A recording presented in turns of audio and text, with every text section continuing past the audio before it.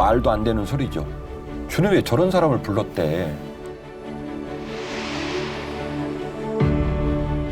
나에게 어떤 사명과 어떤 비전과 어떤 약속을 주시려고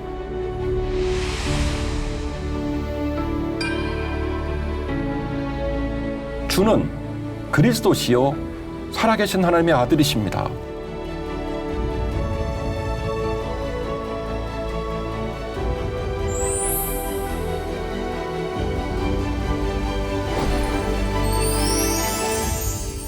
주인 씨, 안녕하세요, 목사님. 잘 지내셨죠? 정말 보고 싶었어요. 이게 얼마만입니까? 저 한 2달 만에 인사드리는 것 같아요. 맞아요. 이렇게 무사히 앞에 앉아서 녹화해줘서 너무너무 고맙습니다. 우리가 이제 보통 녹화를 할 때 장치를 가지고 녹화를 시작하잖아요. 네. 오늘은 요즘 그 코로나 유행 때문에 방송국에서 뭐 다시 가볼 지도라든지 직접 가진 않지만 여행 가는 프로그램이 많잖아요.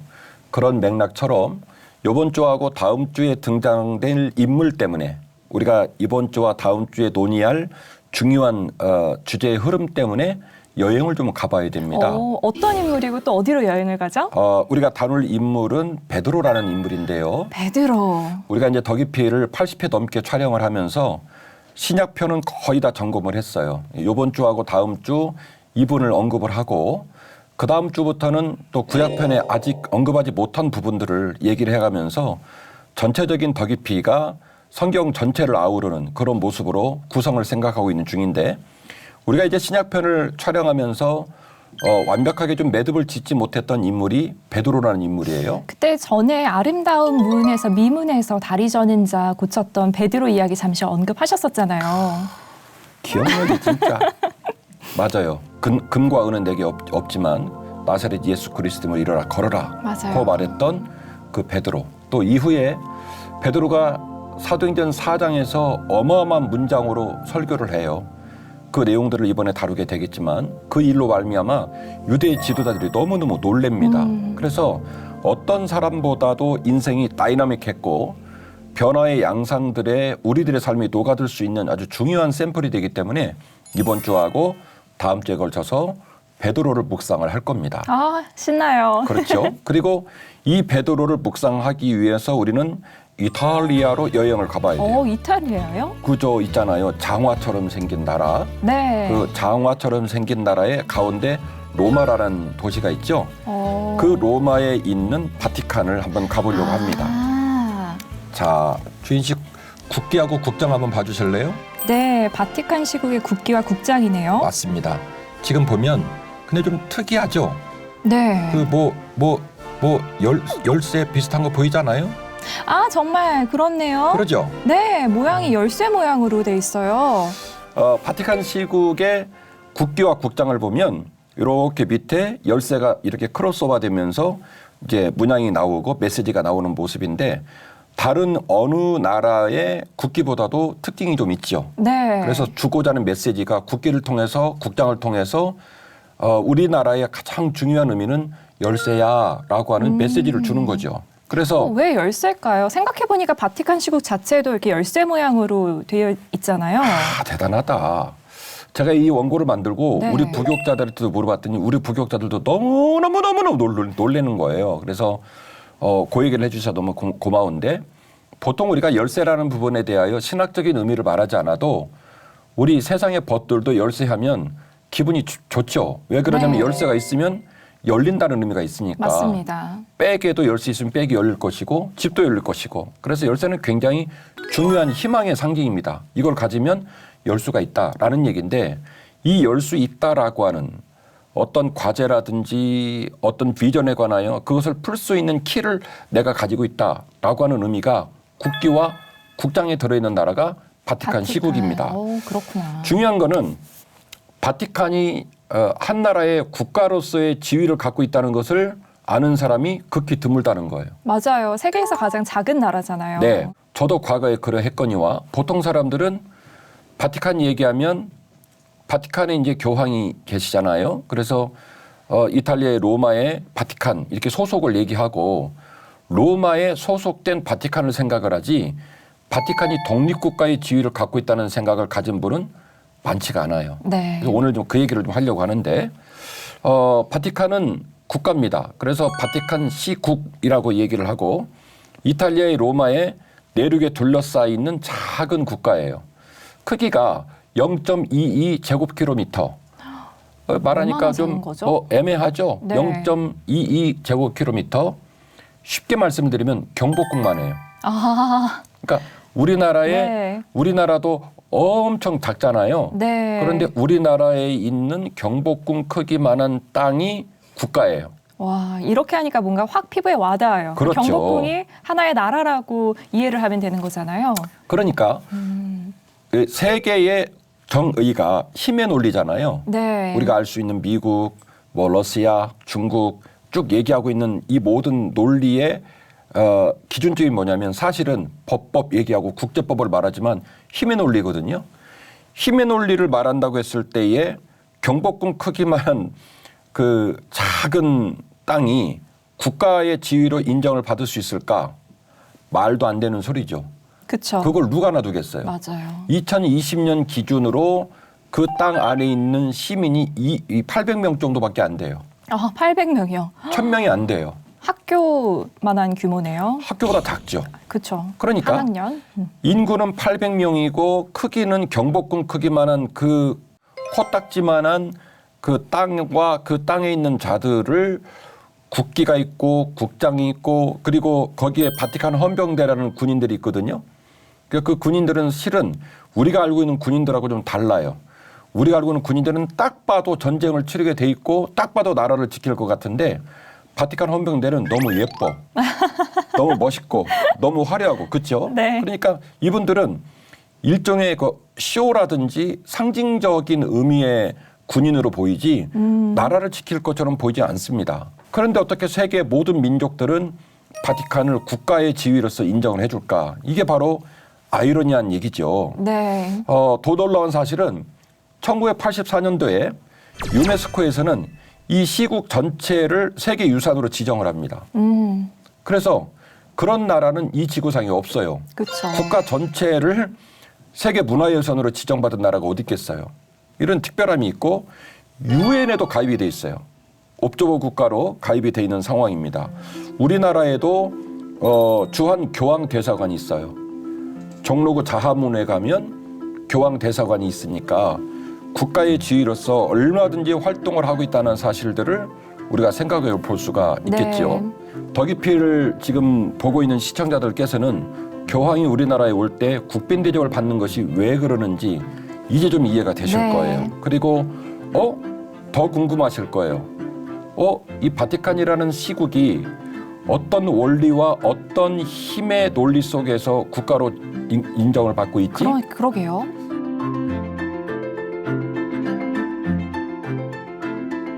이번 주 또 다음 주에 집중적으로 언급할 인물이 베드로라고 얘기를 했는데 네. 바티칸 시국을 지탱하고 있는 힘, 바티칸 시국이 내세우고 있는 국가의 명분의 그 저력이 어디서 나오냐면 베드로에서 베드로. 나온다는 거예요.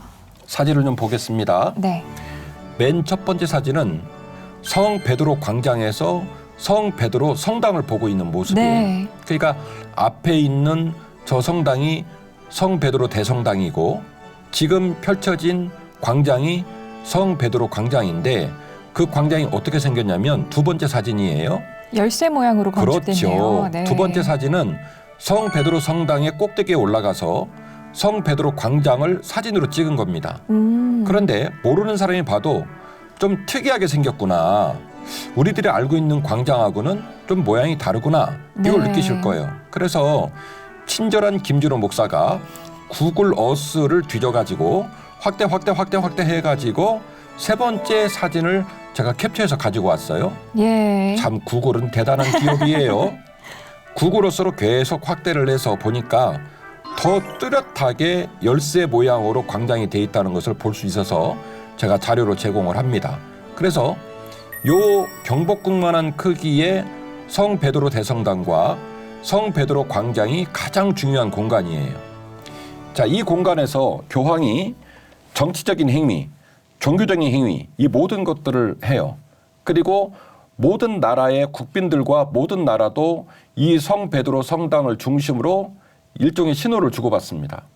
그리고 이 성 베드로 성당에는 베드로 성당 꼭대기에 많은 성인들, 제자들의 모습들에 대한 상들이 서 있죠. 예. 석상들이 서 있는데 그 석상들 중에 단연 돋보이는 다른 모든 석상들보다도 더 크고 그리고 더 독립된 위치에 서 있는 석상이 하나 있습니다.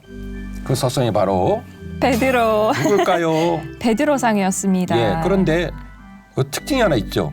나머지는 석상이어서 대리석으로 돼 있는데 한 개만 금빛으로 쫙 맞아요. 이게 뭐죠?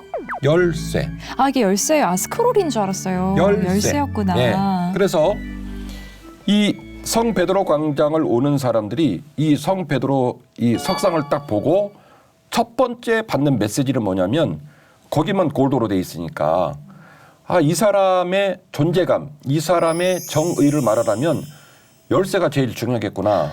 예수님께서 베드로한테 천국의 열쇠를 준다고 하셨잖아요. 그래서 이 열쇠를 들고 있는 상을 만들었나 봐요. 아무튼 하나를 말하면 10개를 맞추니까. 자, 예수님의 12제자들이 활동을 하죠. 네. 그 활동을 하는 제자 중에서 가장 아름다운 고백을 했던 것도 베드로, 가장 존귀한 칭찬을 받은 것도 베드로, 그 가장 존귀한 칭찬 중에 정말 어마어마한 약속이 하나 있는데 내가 너에게 아까 제가 열쇠는 우리 모든 사람들한테 중요한 의미를 갖고 있다고 그랬죠. 네. 저도 제 차 키를 갖고 있지만 제가 방송 끝나고 제 키를 가지고 가면 C채널 주차장에 있는 모든 차가 열릴까요? 아니죠. 한 대만 열리죠. 네. 제 차만 열릴 거예요. 그래서 그 열쇠는 그 열쇠의 이 역할이 중요한데 보통 열쇠는 자기가 열쇠를 열 수 있는 그 한 가지의 키예요. 그런데 베드로의 열쇠는 별명이 있어요. 무슨 별명이냐면 천국의 열쇠예요.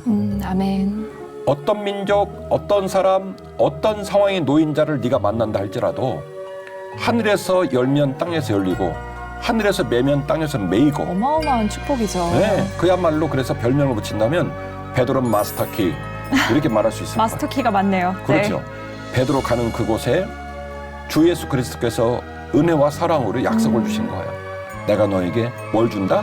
천국의 열쇠를 준다. 시몬 베드로가 대답하여 이르되 주는 그리스도시요 살아계신 하나님의 아들이시니이다. 예수께서 대답하여 이르시되 바요나 시몬아 내가 복이 있도다. 이를 내게 알게 하니는 혈육이 아니요 하늘에 계신 내 아버지시니라. 또 내가 내게 이르노니 너는 베드로라. 내가 이 반석 위에 내 교회를 세우리니 음부의 권세가 이기지 못하리라. 내가 천국 열쇠를 내게 주리니 내가 땅에서 무엇이든지 매면 하늘에서도 매일 것이요 내가 땅에서 무엇이든지 풀면 하늘에서도 풀리리라 하시고. 아멘. 이건 뭐 어마어마한 얘기예요.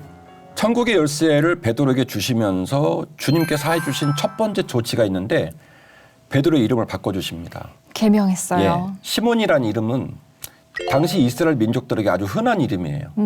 우리 옛날에 시골에서 주인 씨는 이제 저하고 세대가 좀 다르니까 저는 시골 출신이라고 그랬잖아요. 그리고 다소 어른들하고 좀 가까워요. 나이로 봤을 때.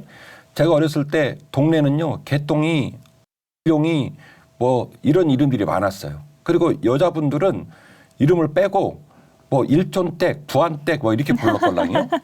그래서 맞아요. 네, 이름을 이렇게 흔하게 불러주는 김씨, 이씨 이런 의미처럼 아주 평범한 이름이 사이몬, 시몬이라는 이름이에요. 그런데 이 이름을 주님께서 바꿔주셨어요. 이 헬라어로 페트로스라고 하는 이름을 바꿔주셨는데 무슨 의미죠? 뜻이 뭐냐면 네. 돌, 반석이라는 뜻이에요. 그렇구나. 너는 오늘까지 다른 친구들이 너한테 김씨, 이씨 이렇게 불려진 네 이름이 아주 흔한 이름이 많은 사람들에게 임팩트를 줄 수 없었던 이름이 너의 이름이라면 내가 네 이름을 오늘 이후로 페트로스, 베드로라고 바꿔줄 거야. 멋있다. 반석. 네, 너는 오늘 이후로 반석 될 거야. 그런데 더 놀라운 건 고대 사회는 지금처럼 지금은 건축 기술이 좋아져 가지고 뻘 위에다가도 집을 세워요. 뻘 밑에다가 이렇게 폴을 박아 가지고 폴로 지하에 있는 안방까지 연결을 시키고 그 위에다 건축물을 짓는 어마어마한 기술을 가진 현대를 살고 있지만 고대는 그런 기술이 없어요. 그래서 고대는 중요한 건물, 오랜 시간 동안 역할을 해야 될 건물들을 보통 어디다 짓냐면 반석 위에 짓습니다. 네.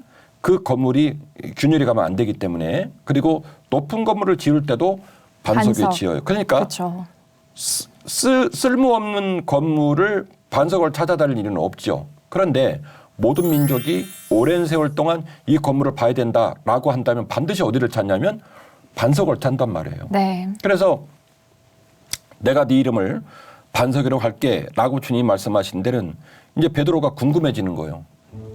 나에게 어떤 사명과 어떤 비전과 어떤 약속을 주시려고 내 이름을 김씨, 이씨, 박씨 이렇게 좀 평범한 이름인데 내 이름을 페트로스, 베드로로 왜 바꿔주셨지? 라고 궁금해하는 순간 주께서 말씀하시기를 내가 네 이름 위에 이 반석 위에 무엇을 세우리라? 교회. 교회를 세우리라.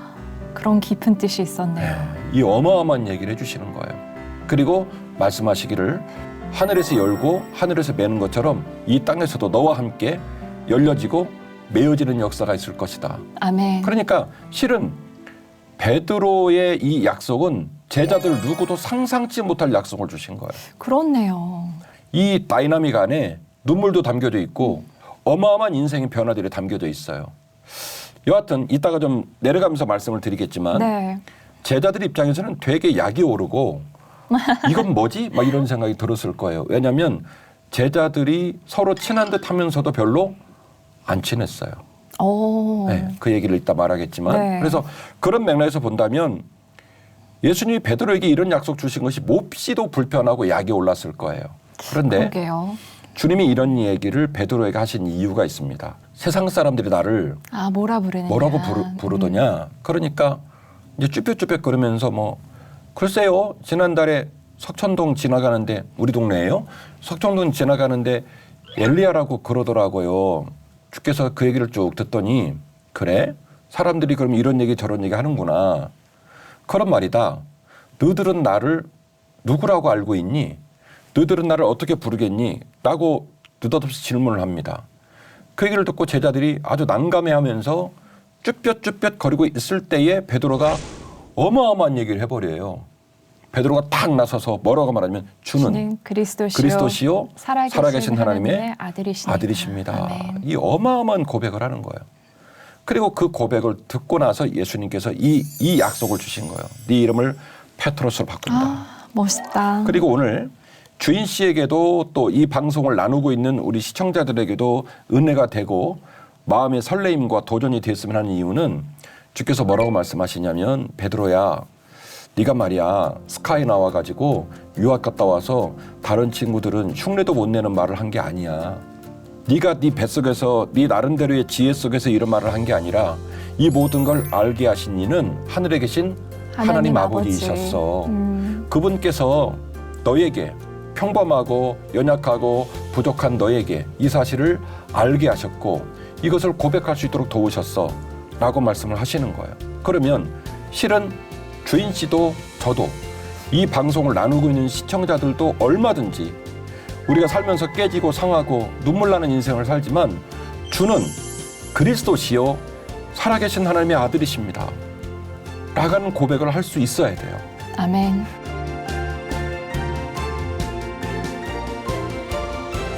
제가 오늘 녹화편을 이번 주 녹화와 다음 주 녹화편을 그래도 해보고 싶다로 정했어요. 설교점으로 생각을 해도 뜬금없고 방송 제목으로 생각해도 뜬금없어요.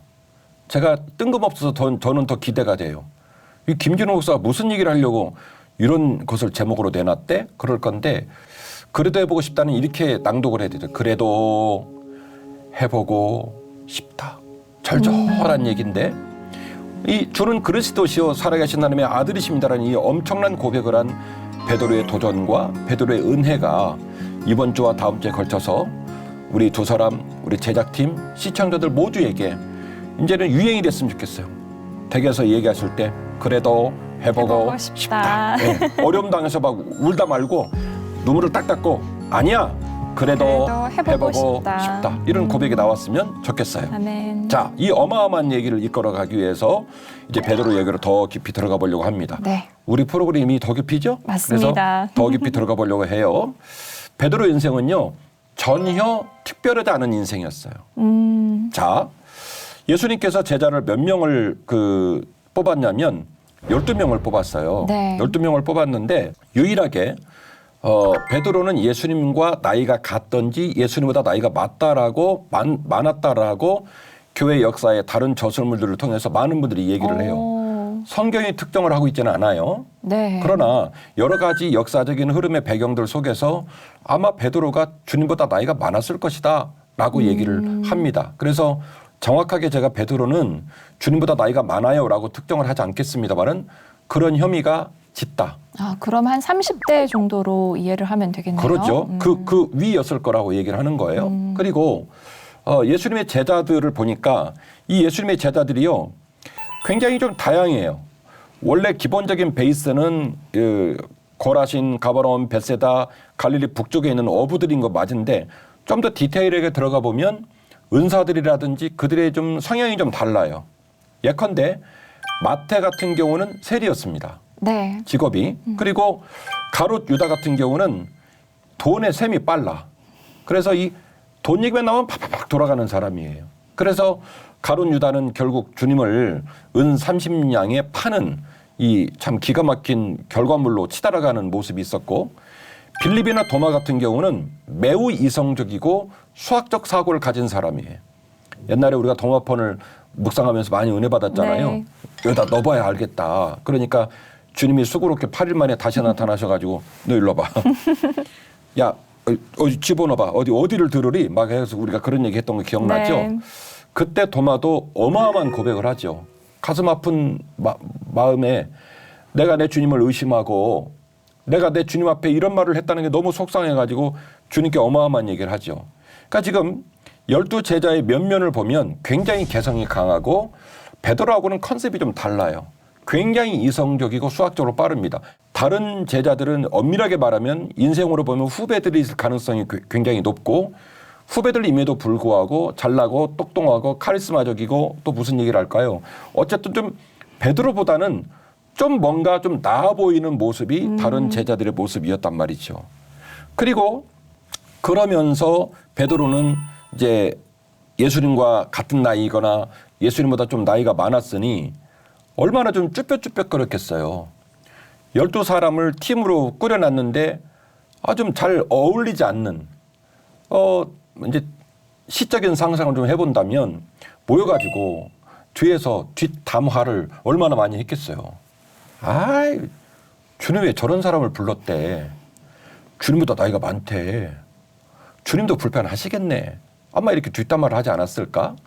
그런 특수한 상황 속에서 베드로가 주님께 부름을 받았으니 얼마나 베드로가 절치부심했겠어요. 주님과 함께 움직이면서도. 그런 베드로의 면면들이 이 사복음서를 읽으면서 우리가 많이 느껴지게 됩니다. 더 좀 속상한 거는요.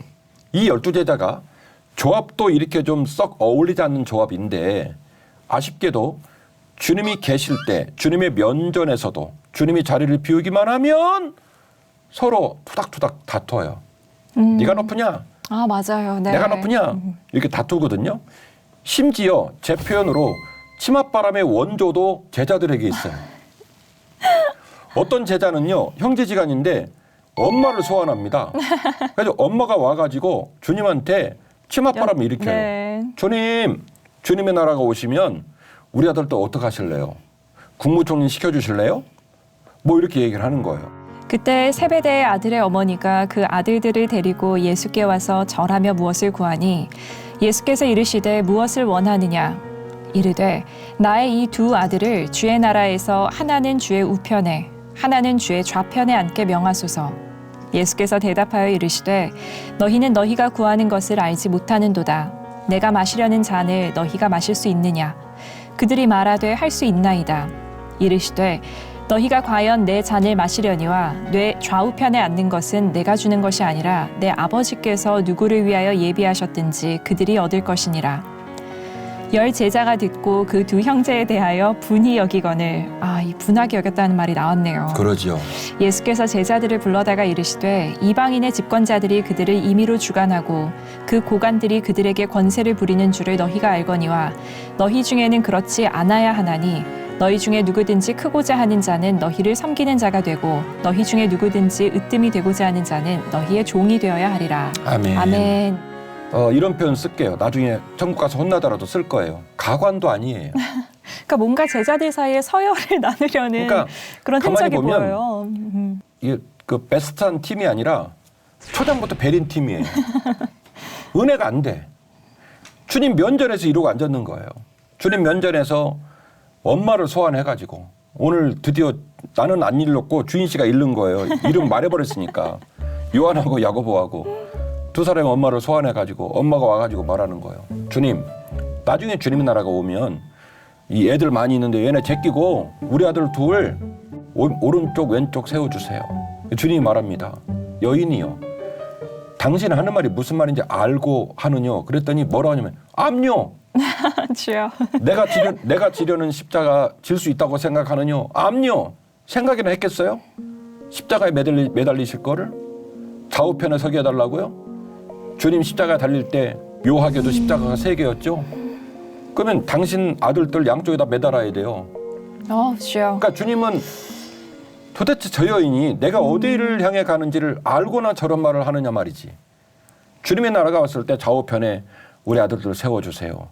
요따오로 말을 할 거야 그냥. 요따오로 말을 했단 말이죠. 그러니까 그 안에서 그만한 사람들이 네가 높으냐 내가 높으냐 난리를 치고 있고 심지어 엄마 불러가지고 엄마를 소환해가지고 치맛바람 불러일으키고 그러는 모습을 지켜보는 베드로는 얼마나 뻘쭘했을까. 어떻게 보면 참 가슴 아픈 얘기인데 우리 사회도 지금 우리 사회의 흐름이 나이 먹은 사람들이 멸시와 천대를 받는 모습이잖아요. 쓸모없다는 식으로. 저는 목사로서 그것은 온당하지 않다고 봐요. 흐름상. 연세 드신 분들이 존경받고 사랑받는 그런 나라였으면 좋겠다. 그런 우리 민족이었으면 좋겠다. 이런 개인적 바람을 갖고 있습니다. 왜냐하면 우리 또한 금방이라도 언젠가 늙어가기 때문에 그렇습니다. 갑자기 부모님께 죄송한 마음이 드네요. 네. 그런데 어쨌든 회사를 가도 회사에 또 취업을 했어도 그 회사의 연장자는 항상 밀려요. 아이디어에 밀리고 에너지에 밀리고 이러는 상황이에요. 그래서 제가 우리 몇백 명 성도들을 돌볼 때 성도들도 그런 걸로 힘들어하거든요. 그러니까 베드로가 이와 같이 에너지를 쓰고 있는 그 안에서 막 경쟁을 하고 네가 높으냐 내가 높으냐 난리를 치고 있는 사람들 틈바구니에서 얼마나 뻘쭘했겠어요. 이게 이제 제자들의 현 주소였다라는 것이죠. 자, 이런 상황 속에서 베드로의 인생을 보면 한마디로 말씀드리면 좌충우돌 그냥 롤링 현상이 너무 심한 모습을 우리에게 보여줍니다.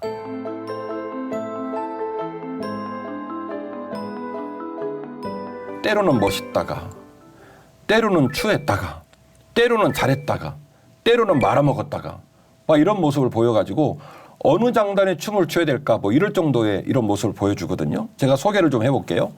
누가복음 5장 4절 이하의 본문을 보면 예수님께서 명하셨을 때 놀랍게도 예수님 명에 순종을 해가지고 주님 이 바다에 오늘 제가 판단하기로는 물고기가 없는데 주님의 명령에 의지하여 제가 그물을 내리겠습니다.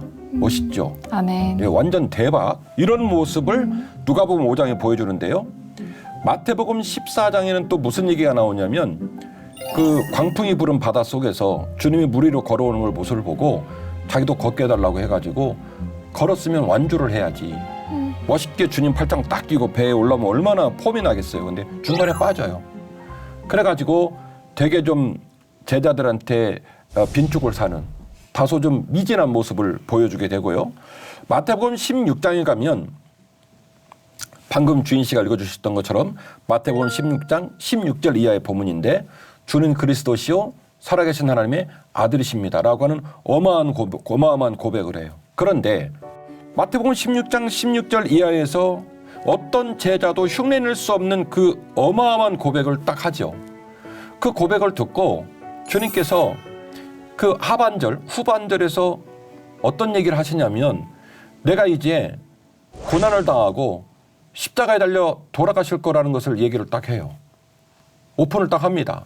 그러자 베드로가 그 얘기를 듣고 방금 전에 어마어마한 고백을 한 베드로가 제일 먼저 나서서 주님께 항변을 해요. 항변하다. 개역개정판 보시면 제가 그걸 그대로 옮겨왔어요. 그가 주님 앞에 서서 항변하여 말하여 이르기를 법정용어를 쓰는 거예요. 주님 앞에 막 대드는 거예요. 이게 말이나 되는 일이냐고. 그리고 마태복음 17장으로 넘어갑니다. 주님께서 변화산에 올라가셔서 변화를 하시죠. 좀 입을 다물고 가만히 있었으면 좋으련만 주님 대박 너무 멋있어요. 너무 아름다워요. 그러니까 제가 주님 집 3개 지으려니까 여기 입주하세요. 우리 내려가지 마요. 뭐 이런 어마어마한 얘기를 하죠. 그리고 마태복음 26장에 보면 주님께서 감람산에 올라가셔서 마지막 십자가를 위한 기도를 하시잖아요. 아버지 할 수만 있으면 이 잔이 제게서 옮겨지기를 원합니다. 그런데 그 기도가 깊어지고 그 기도를 마칠 때까지 그 자리를 떠나지 않으세요. 그리고 기도가 깊어지는 과정에 주님께서 어마어마한 얘기를 하시죠. 아버지 그러나 나의 뜻대로 하지 마옵시고 아버지의 뜻대로 하옵소서. 뭘 결정했냐면 잡혀가실 것을 결정했고 그리고 하나님의 뜻을 이룰 걸 결정을 했어요. 아이러니한 건 뭐냐면 이 자리에 누가 있었냐면 베드로가 있었어요. 주님께서 사랑하시는 제자 셋을 데리고 올라갔는데 그 셋 중에 키맨이 누구냐면 베드로였어요. 그렇군요. 그리고 주님께서 베드로를 비롯한 세 제자에게 말합니다. 시험에 들지 않도록 깨어 기도하라. 내가 지금 심히 죽게 되어 기도하오니 너도 나와 함께 기도하라. 마태복음 특징적인 구조를 갖고 있는데 주님이 이 어마어마한 기도를 하면서 3번이나 왔다 갔다 해요. 이런 표현 제가 쓸게요. 3번이나 왔다 갔다 하는데 이 세 분이 자빠져 자요. 맞아요. 네, 주님이 속상해가지고 야 나와 함께 1시간도 못 깨어 있겠니? 마음은 원하는데 네. 몸이. 잘 알고 있네. 야 내가 이렇게까지 말을 했는데 니네 자빠져 잘 거니? 근데 주님의 마음이 너무 예뻐. 뭐라고 포장을 해주시냐면 마음은 원이로되 몸이 약하도다. 뭐 이런 얘기를 하는 거죠. 결국 주님과 기도하지 못했던 베드로의 어떤 볼상사나운 결과물은 그 산을 내려오기 전에 등장을 합니다. 예수님을 잡으러 온 병사들이 왔을 때 칼 뽑아와서 귀때기는 사투리인데 우리 고향 귀를 잘라버립니다. 맞아요. 주님께서 뭐 제식 표현이에요. 그 깜깜한 밤에 이렇게 더듬더듬 찾아가지고 막 피나는 거, 야 아프냐? 그러면서 귀를 성경에 나와요. 귀를 다시 붙여주시면서 네. 베드로에게 얘기해요. 야 지금 씬은 내가 잡혀가는 씬이야. 너 왜 이렇게 오바를 하고 그래? 내가 밤새 기도했잖아. 아버지 나 좀 빼주세요 라고 기도했지만 너 나랑 같이 있었잖니. 아버지 나의 뜻대로 하지 마옵시고 아버지 뜻대로 하옵소서 말했는데 왜 너 나서서 왜 이래? 꾸중을 받죠. 그리고 마태복음 21장을 보니까 주님께서 사도행전 1장 4절 말씀 보면 내가 너희에게 약속한 성령이 올 때까지 너희들은 예루살렘을 떠나지 마라. 다 신신당부를 하시거든요. 그런데 말이죠. 요한복음 21장을 보시면 가만히 있는 제자들 앞에서 어이 친구들 나는 물고기나 잡으러 갈라네. 그러면서 선동질을 한 인물이 있으니 누구냐면 베드로. 이 말 한마디로 무려 7명이 자리를 떠납니다. 그래서 디베라 바다에서 물고기 잡죠. 우리가 이전 편에서 얘기를 했듯이 주님께서 찾아갑니다. 제가 그때 녹화할 때도 말씀드렸잖아요. 저 같으면 엄중한 목소리로 이놈의 새끼들 나오라고 대가리 박으라고 그럴 것 같은데 주님이 찾아가서 말하죠. 애들아 물고기 잡았냐? 이 가슴 아픈 이야기의 선동질을 누가 했냐면 베드로가 했단 말이에요. 그리고 이어지는 그 3가지의 사랑에 관한 대화. 너 나 사랑하냐? 주여 내가 주를 사랑하는 줄 주께서 아시나이다. 그 얘기를 듣고 주님께서 제가 여러 번 말씀드렸잖아요. 대단히 이 대답이 미진해 보인다. 네 주님 사랑합니다 라고 말을 해도 될까 말까 한데 뭐가 문장이 길어. 내가 주를 사랑하는 줄 주께서 아시나이다. 핑퐁처럼 탁구공을 던져버린 거예요.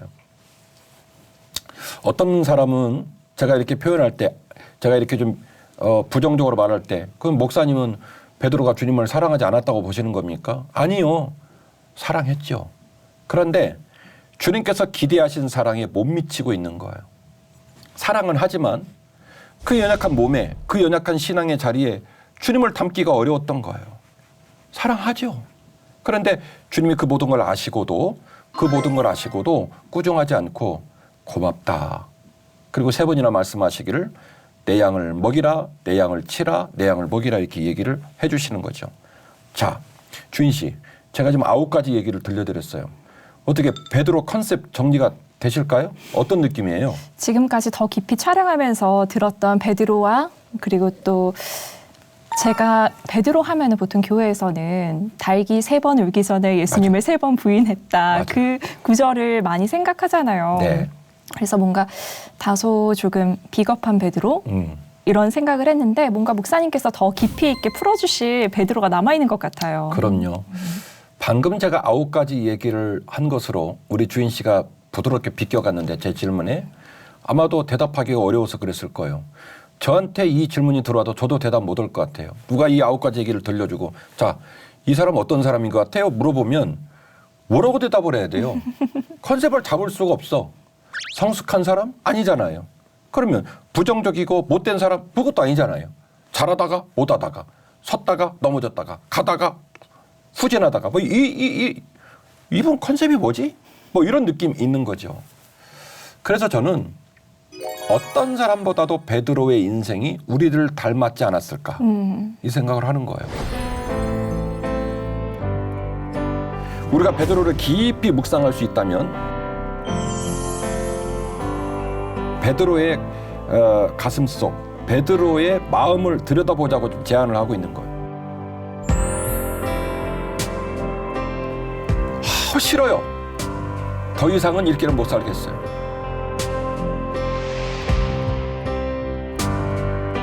그래도 해보고 싶다.